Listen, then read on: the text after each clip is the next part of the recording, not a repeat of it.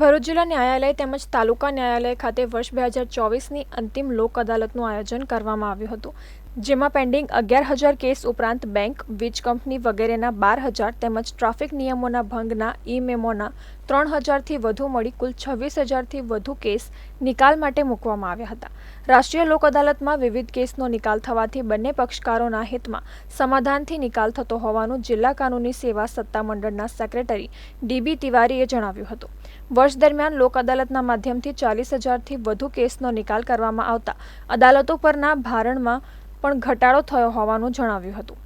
આ લોક અદાલતમાં additional district જજ, વિવિધ અદાલતોના ન્યાયાધીશો, જિલ્લા કાનૂની સેવા સત્તામંડળના સેક્રેટરી ડી.બી. તિવારી સહિત વકીલ મિત્રો, કોર્ટ સ્ટાફ, પદાધિકારીઓ અને પક્ષકારો ઉપસ્થિત રહ્યા હતા. આજ રોજ આ વર્ષની છેલ્લી અને ચોથી લોક અદાલતનું આયોજન કરવામાં આવેલ છે.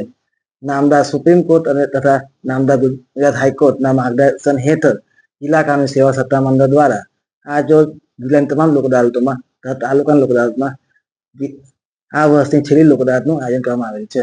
આ લોક અદાલતમાં આશરે 11,000 જેવા કેસો પેન્ડિંગ કેસો મૂકવામાં આવેલા છે.